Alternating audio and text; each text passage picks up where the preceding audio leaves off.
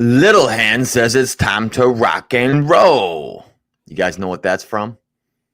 That is from a movie, a 90s movie, might be the best film of all time. It's a movie called Point Break. Welcome to the School of Shred. Oh, boy. Welcome to the School of Shred, everybody. It's episode 96, Pick Up Sticks. We are here. We are live. It is metabolic flexibility is the topic today. As you guys jump on, go ahead and throw a flex emoji in the comments. God, Michael, you're so quick on Facebook, man. You're quick on the draw, man. You got some quick guns, baby. Jeez, you got to slow it down, Michael. Slow it down. I can't even say flex, throw the flex emoji. This guy's all over it. I love it. I love it. I love the enthusiasm. My people, rejoice. Good morning. Let's talk about health and fitness, huh? We're going to talk about metabolic flexibility today and how it can help you burn body fat.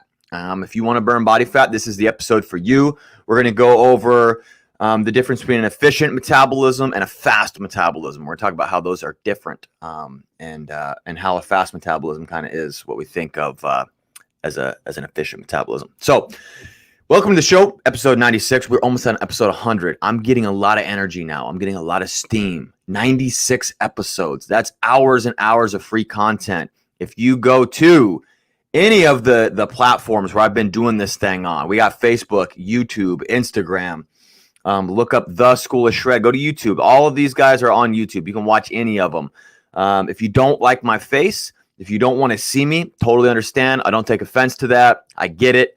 Then go on the iTunes app, search The School of Shred, and you can also go on Spotify and get yourself some School of Shred there, where you can take these lessons with you on the go.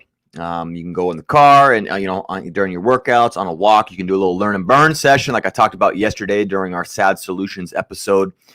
So anyway, that's the deal. And what else is the deal? The deal is that the show's here Monday through Friday at 9 a.m. Pacific Standard Time. I am in the Pacific Northwest, therefore I speak in terms of PST. All right, Pacific Standard Time. If you have any questions as these episodes unfold Monday through Friday, you go ahead and ask them. I would be privileged to answer your questions. I would love to. I'd love to serve you. Ask your questions. I'll collect them throughout the week. That's what I've been doing. And then we do a Q&A every Friday. Okay, that's the structure of the show. Let's get into it. So episode 96 is metabolic flexibility. So today I want to give you just a quick hit on something you can do to help your fat burn process and something that will help your overall health and longevity. So we're going to talk about diet. So at the School of Shred Online Health Academy, which is the whole reason for this show, is that there is an online health academy that I have. It's an educational system for the general public to take you out of the client role and put you into a student role. But it is a coaching platform that you get into with weekly assignments. There's 5 modules, and one of the modules is diet. Yeah, and they spell shred. You have a spirit module for mindset. You have a habitat module for environmental toxins and such. You have a recovery module, exercise. So today what we're going to do is a little free training out of the diet module. And we're talking about metabolic flexibility. So what is metabolic flexibility? Metabolic flexibility is the body's ability to go back and forth between burning glucose for fuel, which is blood sugar, and burning ketones for fuel, which is fat. And it's very, very important if we want to have an efficient metabolism, what we would call a fast metabolism. So we say fast metabolism, but the reality is there's not really a fast metabolism. What it is an efficient metabolism. We want mitochondria efficiency. So the powerhouse of our cells need to be able to create energy when they need to. We need a good hormonal response. Our hormones can trick us into over consuming. We need the ability to have our brain burn ketones. If it doesn't, it starts to tell the liver that we need to release more sugar into the bloodstream, and then it makes the pancreas fight the brain and want to release insulin. And so what you have is this back and forth going on. You have this back and forth war going on between the brain is saying, hey, I need glucose for fuel because I can't use ketones, right? When blood sugar gets low. This is when blood sugar gets low. I need glucose, the brain says. So it signals to the liver via way of a nerve to release sugar into the blood. And then as the sugar goes up in the blood, the pancreas is like, no. We can't have that blood up or the sugar up. We got to release insulin to tuck this stuff away. And so what you get into is the very first form of a diabetic condition. This is hypoglycemia. What's happening is your body, your brain and your pancreas are fighting each other. And so we need metabolic flexibility. Okay, so metabolic flexibility, again, the brain can get energy from fat, or it can get energy from glucose.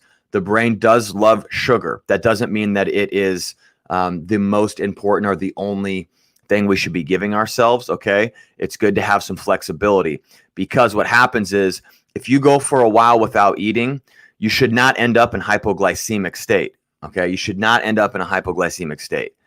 And that will happen if your brain is too dependent on sugar, because of the process that I just talked about, where when blood sugar starts to drop, the brain goes, hey, I need fuel. It can't produce it from ketones. They can't get across the blood-brain barrier. And so then it raises blood sugar. What happens when we raise blood sugar? Insulin is released, and then it takes care of it. So we need metabolic flexibility. When we have metabolic flexibility, that means that we can burn fat efficiently. When we burn fat efficiently, yes, we can get energy for our brain. That's great. The brain, if you didn't know, is 2% of your body weight, roughly, depending on how much fat you have. 2% of your body weight, it burns 20% of the calories in your body. So that's an important thing to note. It's highly active, the brain is. So yes, when you burn body fat efficiently, the brain can get energy from fat. But also, as Instagram here goes low battery, but also what's going on here is you can burn body fat efficiently as well, right? You are primed up to burn body fat when you are when you're metabolically flexible. So what I want to talk about today is 3 ways that you can increase your metabolic flexibility today and burn more body fat, get more energy, more power and production out of your life, so you can achieve the goals that you have set for yourself. Okay, so the first thing is I pull up the old notes, the notey notes here. The first thing that we're going to talk about is fasting. So metabolic fasting can help this process, because like I said, if you can't go for prolonged periods of time without getting hangry or shaky or cravings, there is an issue going on. If you get cold, there's all these symptoms that people would say are thyroid symptoms. They can also be signs of metabolic disorder, metabolic dysfunction. So we want to take care of our metabolism. A great way to take care of our metabolic health is to start challenging it slowly over time. I'm not saying do a 48-hour fast right off the bat, but skip breakfast a day or 2 a week. Slowly introduce fasting to where, if you eat at 9 a.m., 12 p.m., and say 4 and 7 every day, once a week, just don't eat at 9 a.m. Just push that, go to sleep, get your 8 hours in. You better be sleeping 8 hours, everybody. You got to be sleeping 8 hours. You know how important that is, right? You know how important that is? And everybody likes when I point at them. But anyway, so you sleep 8 hours and then you don't have breakfast, and then you just wait till you get to lunch, okay? Now, this is going to start to challenge your body, and you're going to see if you have any hypoglycemia, because you're going to start to notice if you get any of these symptoms, if you get shaky, if you get overly hungry, if you get cravings, if you get cold hands, if you're, those are kind of the main ones. There's all sorts of, you can get anxious if you're not eating.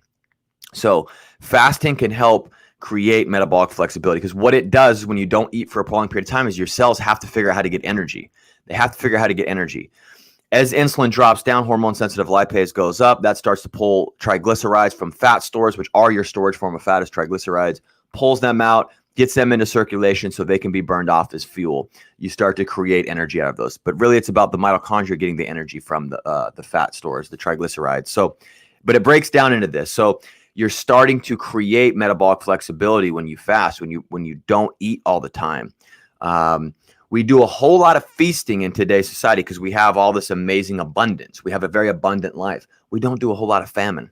We could do a little bit more with a little bit of famine in our life. We need a little famine. We need a little feast. Okay. So anyway, that's the first one. Is fasting can help increase your metabolic flexibility. So start small. If you have any other conditions, obviously you need to check with your doctor. Don't listen to a guy on the internet, but this is a very good technique to try and start to elicit some changes in your metabolic health. And it's helped me, and it helps clients that I work with. Doesn't mean it's going to help everybody, because I don't know your condition. So you need to self-select and be very smart here, and understand that there's disclaimers with all this stuff. But the next thing is going to be a high-fat breakfast. And so this was one of the first things I saw studied about 5 years ago. They were running some studies on it. A couple doctors that I follow. And this is basically that you are mildly ketotic when you wake up in the morning. So when you wake up in the morning, you're in a state of fat burn. Most people are. So when we sleep, we burn off a lot of liver glycogen stores, which is a storage form of carbohydrates, or glucose rather, because you can create glycogen from extra protein. But anyway, so there is that. The high fat breakfast, what it does is you're mildly ketotic when you wake up in the morning. And then when you don't eat carbohydrates right away, you stay this mildly ketotic. You're burning fat for fuel. So it's a great way to just introduce your body into a continued fat burn in the first part of the day. So it's almost like eliciting a fasting response. Okay, so a fasting response, really what fasting does is if you fast long enough, you get into ketosis. What does ketosis do? It basically is creating a state of fasting. It's inducing a state of fasting on your body, you could say. So anyway, so if you do the high fat breakfast, no carbs, no direct carbohydrates. So this might be, depending on who you are, what foods you need to eat, so you're not causing any type of, intestinal permeability. I don't know where you're at with that, but say if I was going to do this, I would go like avocado and whole eggs, or maybe just egg yolks and avocado, like a keto breakfast, a straight up keto breakfast. But that doesn't mean I wouldn't have carbs the rest of the day. I would just have a very high fat, moderate to low protein breakfast. And then I would do no carbohydrates. So even the avocado would be like, okay, it's fibrous carbohydrates and whatnot. But that right there will prime you up for metabolic flexibility. And then when you get to lunch or you get to dinner, then you have your carbohydrates that you want. If that's on your plan, if that's your deal, if you like carbs, this can help increase metabolic flexibility. So when I have a client, my in-person practice, who is wanting to bulk up and gain mass and size, I utilize insulin as a tool. So I spike insulin a lot more. So this would be kind of the reversal of what I'm doing here. But when I have a client who's bulking, I also have them do a high fat breakfast. All right. That's something that I do to try and increase their metabolic flexibility, because I don't want somebody's metabolic flexibility to go to shit just because they're trying to gain weight. And this can happen when you're eating a lot of calories. Okay. You can destroy all sensitivity to calories and insulin sensitivity and all that when you're bulking up and just eating a bunch of calories. So you have to be super careful on this stuff. I have learned from this. I've done all sorts of crazy shit in the past. I've done, I've done a gallon of milk a day, the Go Mad diet. I've done, I've thrown a lot of Hail Marys in my time, in my younger years trying to gain weight. And it leads to, rashes, being bloated, having all sorts of digestive issues. So, being mindful of metabolic flexibility is always something that I feel is important as a coach. So that's the high fat breakfast. So that can help your metabolic flexibility. That's point number 2. Point number 3. What is it? John? What's point number 3? It is macro rotation. Macro rotation. Can you clap for me? Everybody clap right now. All right, cool. That's the last one. Macro rotation. So this is a fun one to try and do over. You can do this over the course of a year. You can look at a big macro plan where a couple months out of every year, maybe you do a keto diet. Maybe you get into ketosis just so you challenge your body with being able to create energy from ketones. I'm not saying that you need to do this all the time.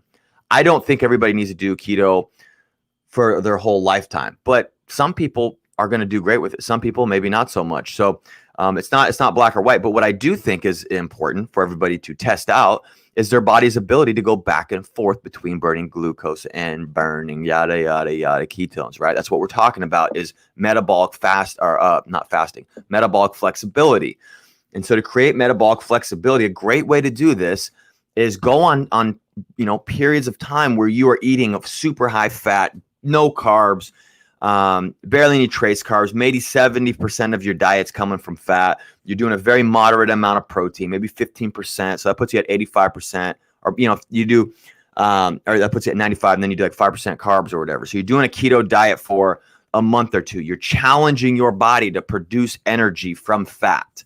You're challenging your brain to go, hey, look, you need to be able to switch over and be flexible to different types of energy when I'm giving it to you. And then you go back to a higher carbohydrate diet. That's fine. Going back and forth, because if you're a ketoer, it's good to throw some carbohydrates in too. So if you're a high fat person that's like, insulin is the devil. Insulin is one of the many tools of the devil, and it can be, but it can also be your best friend if you want to build muscle. Sometimes it's good to go throw carbohydrates in. So I mean, for me personally, sometimes what happens with me if I'm trying to really grind hard and do keto to try and challenge my body, I'm doing a lot of fasting, which really kicks me into keto. I'll notice that sometimes my sleep starts to get impaired if I'm really like dieting hard and I'm dropping the calories low and I'm doing a really high fat diet. So then that's usually my intuitive cue that I need to start throwing some carbs in. So a lot of times I'll start throwing them in right before bed to spike insulin. And I notice right away that my sleep gets better. So moving in cycles can be really beneficial for metabolic flexibility. So like 6 months out of the year, you're doing high fat. And then 6 months out of the year, you're doing a little bit more carbohydrates, and structuring it differently. This macro split, challenging your macro split and changing it. Like I said, it asks your cells to produce energy from both glucose and ketones at different times, which is good for metabolic flexibility because metabolic flexibility creates the fast metabolism effect. That's what a fast metabolism is a metabolism that is very efficient, that can go for prolonged periods of time without eating. When you eat, it can metabolize the food. It shuttles it where it needs to go. So we always want to be taking care of this. We always want to be mindful of this. It's something we continually have to circle back around to. You're never just going to figure it out and just go, oh, I'm good. This is the one diet I'm going to do forever. You have to continually rotate and figure things out. And you can do that by the 3 points that I've given in this episode. And they were trying metabolic fasting, starting slow, maybe just skip breakfast. The second one was a high fat, low carb, no carb breakfast. Okay. Because you're mildly ketotic when you get up in the morning. Okay, and so you can ride that mildly ketotic state, the keto-ish state, until lunch or dinner, and then you have your carbohydrate portion or your high protein portion, because high protein will kick you out anyway. And then the last one that we talked about today, was a macro rotation. So, maybe for a couple months out of every year, you're doing keto, then you go back into higher carb, and then maybe a couple more months you do, you try to do a keto diet again, or a keto-ish diet, just keto-ish, doesn't have to be totally keto. So it's just trying to get your body to produce energy from fat and from sugar. So that is episode 96, pick up sticks, pick up some metabolic flexibility today, and maybe pick up a spot in the School of Shred Online Health Academy, because we are starting next week. So jump on it. We have spots left. If you want to be part of a robust program with weekly assignments, daily routines to change your life for the better, to create discipline and to create health and abundance in your life, join the School of Shred Online Health Academy. It's a 3-month, 90-day journey that we do together. We meet every week live. We have live classes where we go over our assignments that I have given you. There's all sorts of trainings on my website and all that. So go to theschoolofshred.com to sign up. You can personally send me a message if you want to. We can talk all about it. I would love to share more with you. But that is it for today. I'll see you guys tomorrow for episode 97. With that, I want you to stay strong and healthy in body, stay relentless and energized in spirit, and stay determined in your pursuits today, school. That's right. All right. Go shred the day and get better in every way.